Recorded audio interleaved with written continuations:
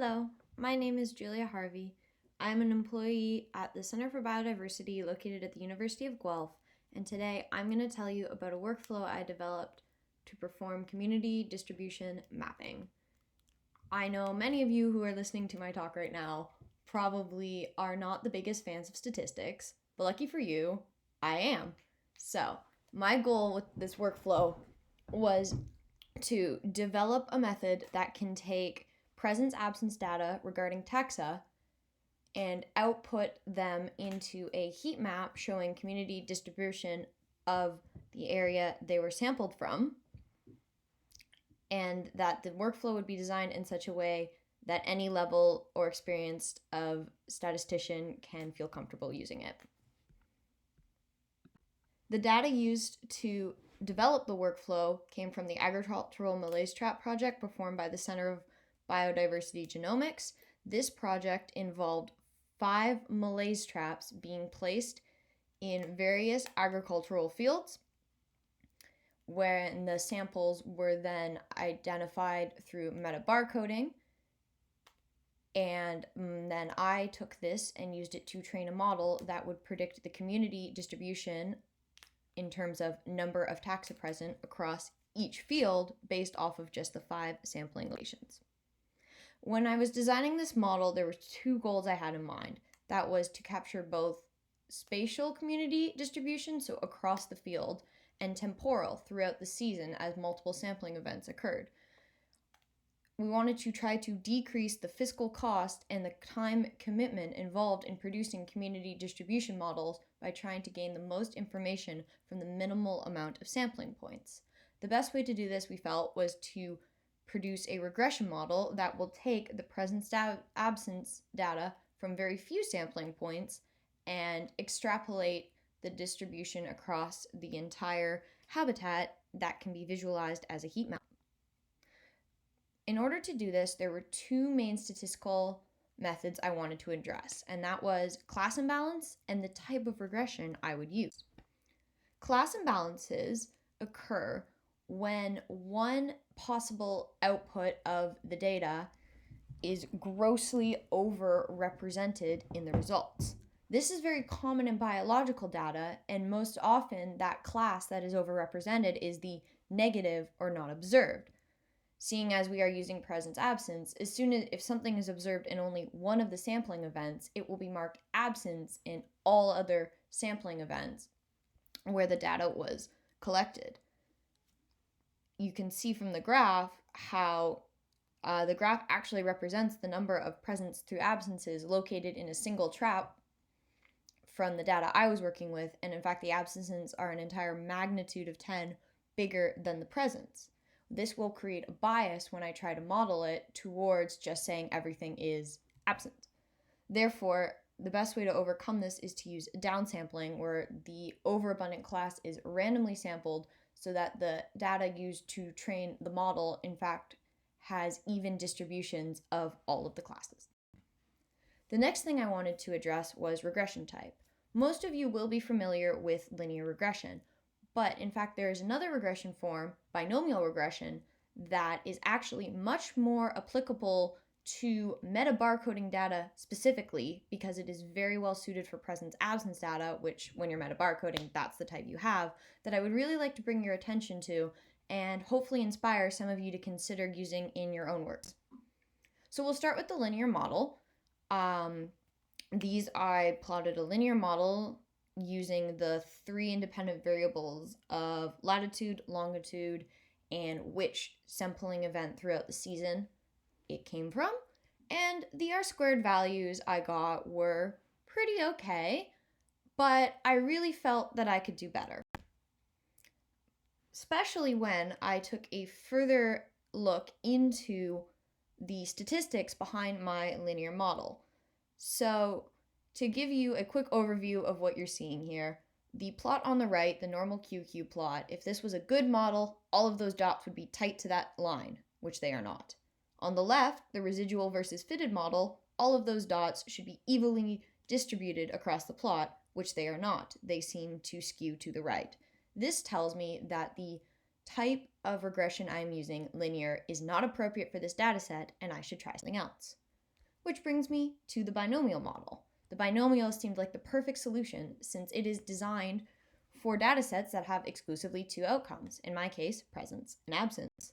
Unlike linear, shown here, where the goal is to fit a line that falls as closely to all of the observations as possible, binomial regression analyzes each point individually, taking a look at what independent variables are associated with that outcome, and is not influenced by which independent variables were associated with a different outcome. And in fact, it assigns probabilities.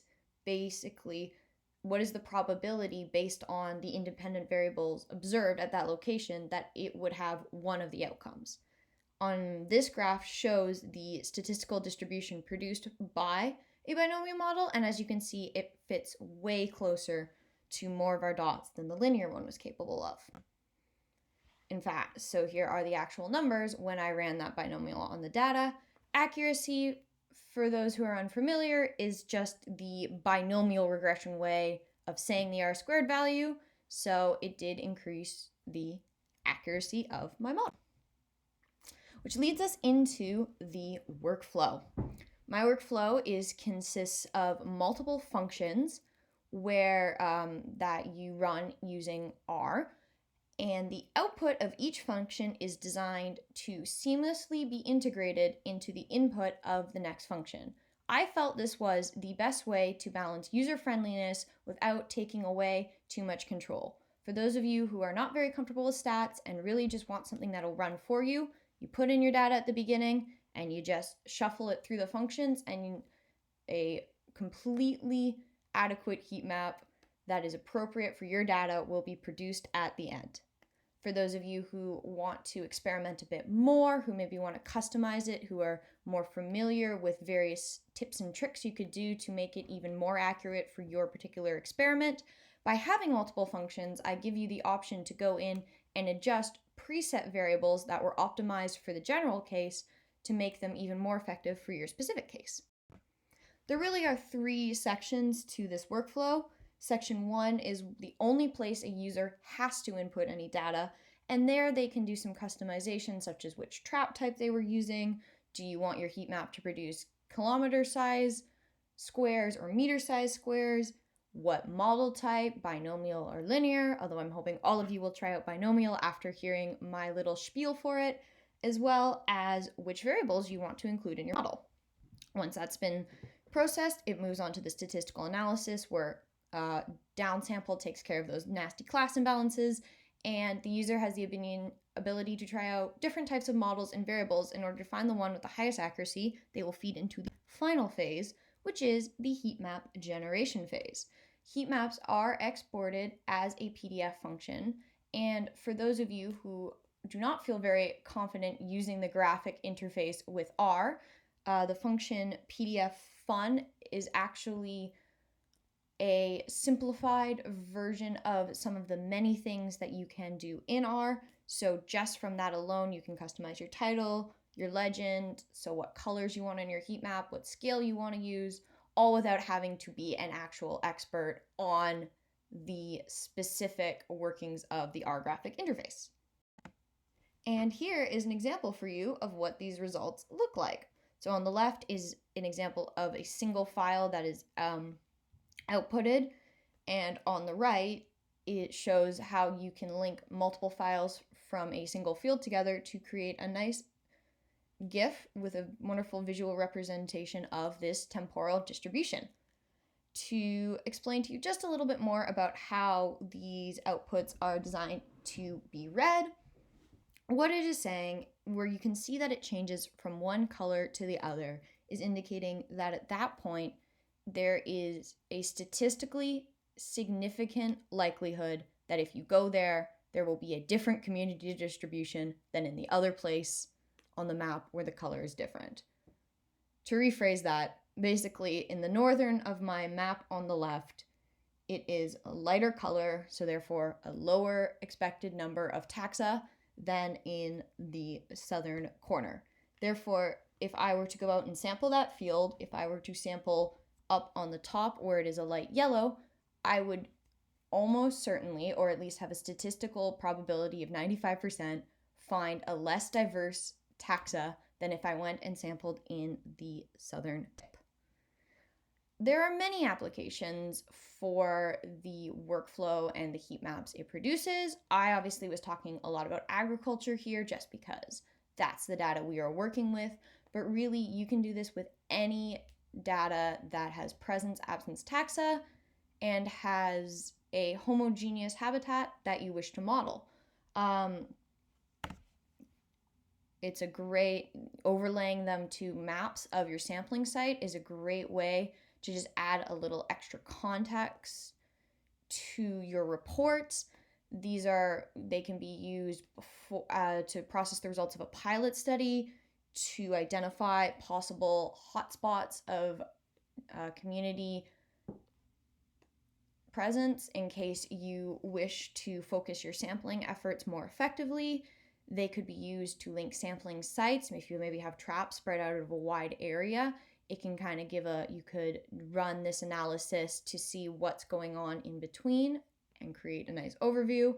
Also, you could overlay any additional environmental data, perhaps fertilizer use in the case of my agricultural data, to see if the changes in diversity line up with any other observations that have been made.